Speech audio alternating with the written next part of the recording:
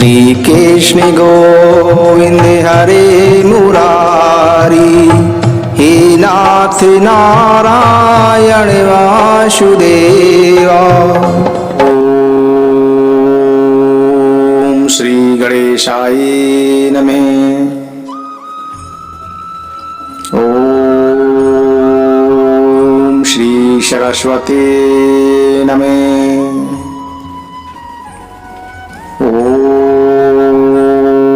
श्री कृष्ण सीतारामाभ्याम नमः। श्रीमद् भागवत महापुराण। उद्धव जी ने भगवान श्री कृष्ण से पूछा कि हे भगवान, प्राय सभी मनुष्य इस बात को तो जानते हैं कि विषय विपत्तियों के घर हैं, फिर भी वे कुत्ते गधे और बकरे के समान दुख सहन करके भी उन्हीं को ही भोगते रहते हैं। इसका क्या कारण है? भगवान श्री कृष्ण ने कहा कि प्रिय उद्धव, जीव जब अज्ञानवश अपने स्वरूप को भूलकर हृदय से सूक्ष्म स्थूल आदि शरीरों में अहम बुद्धि कर बैठता है, जो कि सर्वथा भ्रम ही है, तब उसका सत्व प्रधान मन घोर रजोगुण की ओर झुक जाता है, उससे व्याप्त हो जाता है। और बस जहां मन में रजोगुण की प्रधानता हुई कि उसमें संकल्प विकल्पों का तांता बंध जाता है, अब वह विषयों का चिंतन करने लगता है और अपनी दुर्बुद्धि के कारण काम के फंदे में फंस जाता है, जिससे फिर छुटकारा होना बहुत ही कठिन है। अब वह अज्ञानी कामवश अनेकों प्रकार के कर्म करने लगता है और इंद्रियों के वश में होकर यह जानकर भी कि इन कर्मों का अंतिम फल दुखी है, वह उन्हीं कर्मों को करता है। उस समय वह रजोगुण के तीव्र वेग से अत्यंत मोहित रहता है। यद्यपि विवेकी पुरुष का चित्त कभी भी रजोगुण और तमोगुण के वेग से विक्षिप्त होता है, तथापि उसकी विषयों में दो दृष्टि बनी रहती है। इसीलिए वह बड़ी सावधानी से अपने चित्त को एकाग्र करने की चेष्टा करता रहता है, जिससे उसकी विषयों में आसक्ति नहीं होती। साधक को चाहिए कि आसन और प्राणवायु पर विजय प्राप्त कर अपनी शक्ति और समय के अनुसार बड़ी सावधानी से धीरे धीरे मुझ में अपना मन लगाए, और इस प्रकार अभ्यास करते समय अपनी असफलता देखकर तनिक भी ऊबे नहीं, तनिक भी घबराए नहीं, बल्कि और भी उत्साह से उसी में जुड़ जाए। प्रिय उद्धव, मेरे शिष्य सनकादि परम ऋषियों ने योग का ही यह स्वरूप बताया है कि साधक अपने मन को सब ओर से खींचकर विराट आदि में नहीं, साक्षात मुझ में ही पूर्ण रूप से लगा दे। उद्धव जी ने कहा कि भगवान, आपने जिस समय जिस रूप से सनकादि परम ऋषियों को योग का आदेश दिया था, मैं उस रूप को जानना चाहता हूं।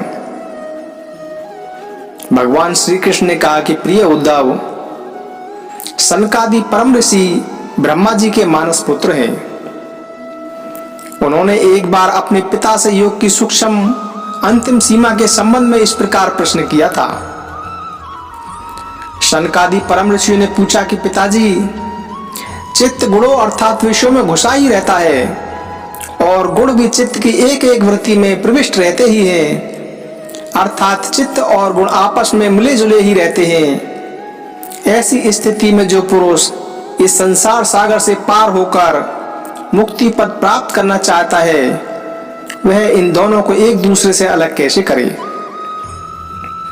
भगवान श्री कृष्ण कहते हैं कि प्रिय उद्धव, यद्यपि ब्रह्मा जी सब देवताओं के शिरोमणि, स्वयंभू और प्राणियों के जन्मदाता हैं, फिर भी सनकादि परम ऋषियों के इस प्रकार पूछने पर ध्यान करके भी वे इस प्रकार का प्रश्न का मूल कारण नहीं समझ सके, क्योंकि उनकी बुद्धि कर्म प्रवण थी। हे उद्धव, उस समय ब्रह्मा जी ने इस प्रश्न का उत्तर देने के लिए भक्ति भाव से मेरा चिंतन किया। तब मैं हंस का रूप धारण करके उनके सामने प्रकट हुआ।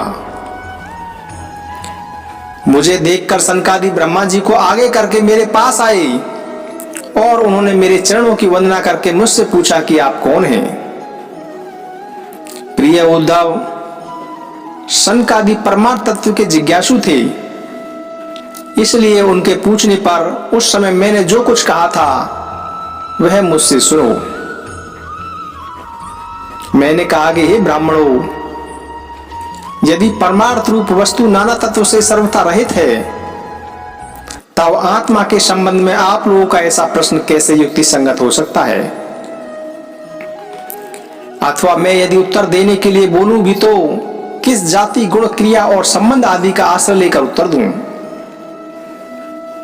देवता, मनुष्य, पशु, पक्षी आदि सभी शरीर पंचभूतात्मक होने के कारण अभिन्न ही है और परमार्थ रूप से भी अभिन्न है। ऐसी स्थिति में आप कौन हैं? आप लोगों का यह प्रश्न ही केवल वाणी का व्यवहार है, विचार पूर्वक नहीं है, अतः निरर्थक है।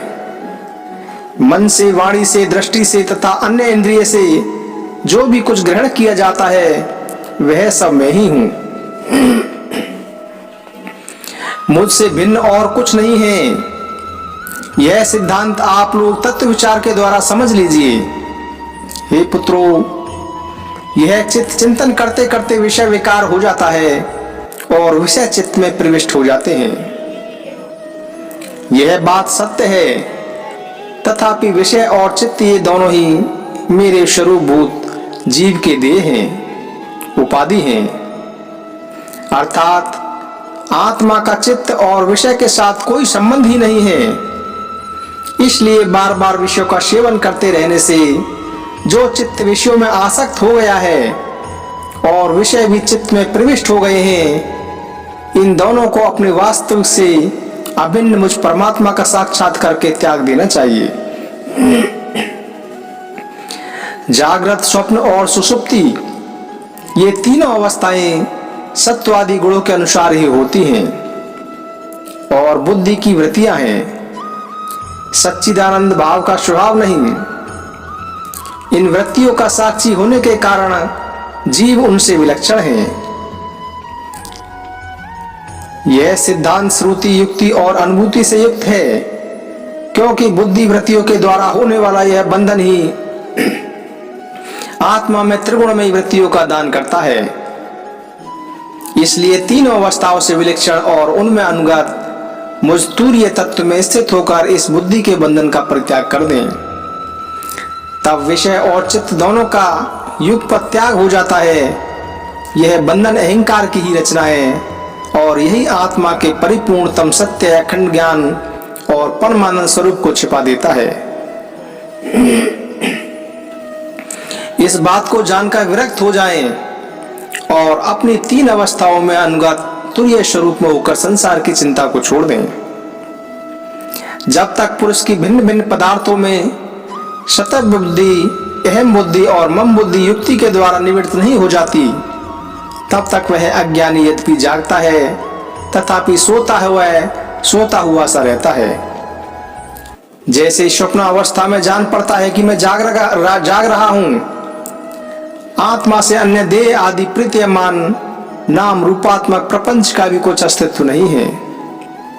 इसलिए उनके कारण होने वाले वर्णाश्रम भेद, स्वर्ग आदि फल और उनके कारणभूत कर्म, ये सब के सब इस आत्मा के लिए वैसे ही मिथ्या हैं जैसे स्वप्नदर्शी पुरुष के द्वारा देखे हुए सब के सब पदार्थ।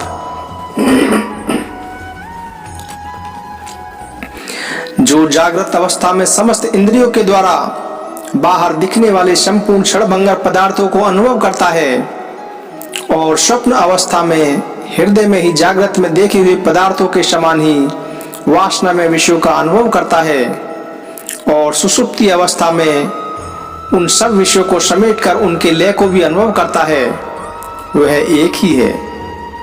जागृत अवस्था के इंद्रिय, स्वप्न अवस्था के मन और सुषुप्ति की संस्कारवती बुद्धि का भी वही स्वामी है, क्योंकि वह त्रिगुणमयी तीनों अवस्थाओं का साक्षी है। जिस मैंने स्वप्न देखा, जो मैं सोया, वही मैं जाग रहा हूं। इस स्मृति के बल पर एक ही आत्मा का समस्त अवस्थाओं में होना सिद्ध हो जाता है। ऐसा विचार कर मन की ये तीनों अवस्थाएं गुणों के द्वारा मेरी माया से मेरे अंश स्वरूप जीव में कल्पित की गई हैं और आत्मा ये नितांत असत्य है, और आत्मा में ये नितांत असत्य है। ऐसा निश्चय करके तुम लोग अनुमान सत्पुरुषों द्वारा किए गए उपनिषदों के श्रवण और तीक्ष्ण ज्ञान खंड के द्वारा सकल संशयों के आधार अहंकार का छेदन करके हृदय में स्थित मुझ परमात्मा का भजन करो। यह जगत मन का विलास है, दिखने पर भी नष्ट प्राय है, अलाद चक्र के समान अत्यंत चंचल है और ब्रह्मात्र है, ऐसा समझो। ज्ञाता और ज्ञेय के भेद से रहित एक ज्ञान स्वरूप आत्मा ही अनेक सा प्रतीत हो रहा है। यह स्थूल शरीर, इंद्रिय और अंतःकरण रूप तीन प्रकार का विकल्प गुणों के परिणाम की रचना है और स्वप्न के समान माया का खेल है। अज्ञान से कल्पित है, इसीलिए उस देहादि रूप दृश्य से दृष्टि हटाकर तृष्णा रहित इंद्रियों के व्यापार से हीन और निरय होकर आत्म आनंद के अनुभव में मग्न हो जाओ। यद्यपि कभी कभी आहार आदि के समय यह देह आदि प्रपंच देखने में आता है, तथापि यह पहले ही आत्मा वस्तु से अतिरिक्त और मिथ्या समझकर छोड़ा जा चुका है। इसलिए वह पुनः भ्रांति मूलक मोह उत्पन्न करने में समर्थ नहीं हो सकता। देहपात पर्यंत केवल संस्कार मात्र उसकी प्रतीति होती है। जैसे मदिरा पीकर उन्मत्त पुरुष यह नहीं देखता कि मेरे द्वारा पहना हुआ वस्त्र शरीर पर है या गिर गया है, वैसे ही सिद्ध पुरुष जिस शरीर से उसने अपने स्वरूप का साक्षात्कार किया है, वह प्रारब्धवश खड़ा है, बैठा है या देववश कहीं गया है या आया है, नश्वर शरीर संबंधी इन बातों पर दृष्टि नहीं डालता। प्राण और इंद्रियों के साथ यह शरीर भी प्रारब्ध के अधीन है, इसलिए अपने आरंभक बनाने वाले कर्म जब तक हैं, तब तक उनकी प्रतीक्षा करता ही रहता है। परंतु आत्म वस्तु का साक्षात्कार करने वाला तथा समाधि पर्यंत योग में आरूढ़ पुरुष स्त्री पुत्र धन आदि प्रपंच के सहित उस शरीर को भी कभी स्वीकार नहीं करता, अपना नहीं मानता। जैसे जगा हुआ पुरुष स्वप्न अवस्था के शरीर आदि को, हे शनकादि ऋषियों, मैंने तुमसे जो कुछ कहा है वह सांख्य और योग दोनों का गोपनीय रहस्य है। मैं स्वयं भगवान हूँ, तुम लोगों को तत्व ज्ञान का उपदेश करने के लिए मैं यहाँ आया हूँ, ऐसा समझो। हे विप्रवरु, मैं योग, सांख्य, तेज, श्री, कीर्ति और दम इन सब का परम गति परम अधिष्ठान हूँ। मैं समस्त गुणों से रहित हूँ और किसी की अपेक्षा नहीं रखता। फिर भी शाम में असंगता आदि सभी गुण मेरा ही सेवन करते हैं, मुझ में ही प्रतिष्ठित हैं, क्योंकि मैं सबका हितैषी, सुहृद, प्रियतम और आत्मा हूँ। सच पूछो तो उन्हें गुण कहना भी ठीक नहीं है, क्योंकि वे सत्व आदि गुणों के परिणाम नहीं हैं और नित्य हैं। प्रिय उद्धव, इस प्रकार मैंने सनकादि मुनियों के संशय मिटा दिए। उन्होंने परम भक्ति से मेरी पूजा की और स्तुतियों द्वारा मेरी महिमा का गान किया। जब उन परम ऋषियों ने भली भांति मेरी पूजा और स्तुति कर ली, तब मैं ब्रह्मा जी के सामने ही अदृश्य होकर अपने धाम में लौट गया। अपनी अपनी रुचि के अनुसार आत्म कल्याण के साधन अनेकों साधन बतलाते हैं। कोई कर्मकांडी साधन बतलाता है, तो कोई लोक याते कारण बतलाता है, कोई यज्ञ, तप, दान, व्रत तथा यम नियम आदि विभिन्न से पुरुषार्थ बतलाते हैं। परंतु ये सभी कर्म हैं। इनके फल स्वरूप जो लोक मिलते हैं वे उत्पत्ति और नाश वाले हैं। कर्मों का फल समाप्त हो जाने पर भी उनसे दुख ही मिलता है, और सच पूछो तो उनकी अंतिम गति घोर अज्ञान ही है। उनसे जो सुख मिलता है वह तुच्छ है, नगण्य है, और वे लोक भोग के समय भी असूया आदि दोषों के कारण शोक से परिपूर्ण है। इसलिए इन विभिन्न साधनों के फेर में नहीं पड़ना चाहिए। प्रिय उद्धव, जो सब ओर से निरपेक्ष बेपरवाह होकर किसी भी कर्म या फल आदि की आवश्यकता नहीं रखता और अपने अंतःकरण को सब प्रकार से मुझे ही समर्पित कर चुका है, परमानंद स्वरूप में उसकी आत्मा के रूप में स्फुरित होने लगता हूँ। इससे वह जिस सुख का अनुभव करता है वह विषय लोलुप प्राणियों को किसी भी प्रकार नहीं मिल सकता। जो सब प्रकार के संग्रह परिग्रह से रहित होकर जो अपनी इंद्रियों पर विजय प्राप्त करके शांत और समदर्शी हो गया है, जो मेरी प्राप्ति से ही मेरे सानिध्य मार्ग का अनुभव करने लगता है, उसके लिए आकाश का एक एक कोना आनंद से भरा हुआ है। जिसने अपने को मुझे सौंप दिया है वह मुझे छोड़कर न तो ब्रह्मपद का पद चाहता है और न देवराज इंद्र का पद चाहता है। उसके मन में न तो सार्वभौम सम्राट बनने की इच्छा है और न वह स्वर्ग के रसातल का ही स्वामी होना चाहता है। वह योग की बड़ी बड़ी सिद्धियों और मोक्ष तक की अभिलाषा नहीं करता। हे उद्धव, मुझे तुम्हारे जैसे प्रेमी भक्त जितने प्रियतम हैं उतने प्रिय मेरे पुत्र ब्रह्मा, आत्मा शंकर, सगे भाई बलराम जी और मेरा अपना आत्मा भी नहीं है। बुद्धिमान पुरुष को चाहिए कि मन के द्वारा इंद्रियों को उनके विषयों से खींच ले और मन को बुद्धि रूप सारथी की सहायता से मुझ में ही लगा दे, चाहे मेरे किसी भी अंग में क्यों न लगे। जब सारे शरीर का ध्यान होने लगे तब अपने चित्त को खींचकर एक स्थान में स्थिर करें और अन्य अंगों का चिंतन न करके केवल मंद मंद मुस्कान की छटा से युक्त मेरे मुख का ही ध्यान करें। जब चित्त मुखारविंद में ही ठहर जाए तब उसे वहां से हटाकर आकाश में स्थिर करें। तदंतर आकाश का चिंतन भी त्याग कर मेरे स्वरूप में आरूढ़ हो जाएं और मेरे सिवा किसी भी वस्तु का चिंतन न करें। जब इस प्रकार चित्त समाहित हो जाता है तब जैसे एक ज्योति दूसरी ज्योति से मिलकर एक हो जाती है, वैसे ही अपने में मुझे और मुझ सर्वात्मा में अपने को अनुभव करने लगता है। जो योगी इस प्रकार तीव्र ध्यान योग के द्वारा मुझ में ही अपने चित्त का संयम करता है, उसके चित्त से वस्तु की अनेकता, तत्व संबंधी ज्ञान और उनकी प्राप्ति के लिए होने वाले कर्मों का भ्रम शीघ्र ही निवृत्त हो जाता है। जय श्री कृष्ण, जय श्री कृष्ण। भागवत भगवान की है आरती, पापियों को पापों से है तारती। ये अमर ग्रंथ, ये मुक्ति पंथ, ये पंचम वेद निराला, नव ज्योति जलाने वाला। हरि नाम यही, हरि धाम यही, यही जग मंगल की आरती। पापियों को पापों से है तारती।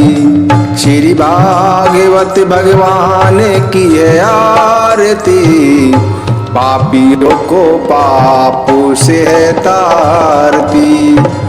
ये शांति गीत पावन पुनीत, पापों को मिटाने वाला, हरि दर्श दिखाने वाला।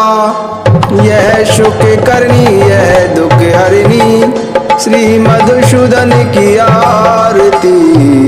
पापियों को पापों से है तारती।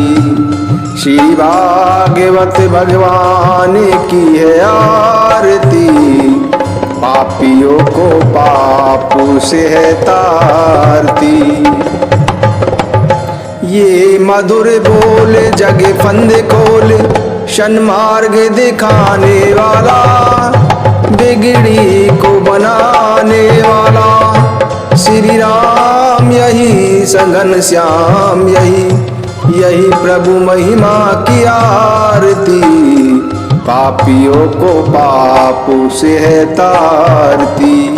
श्री भागवत भगवान की है आरती, पापियों को पापों से है तारती।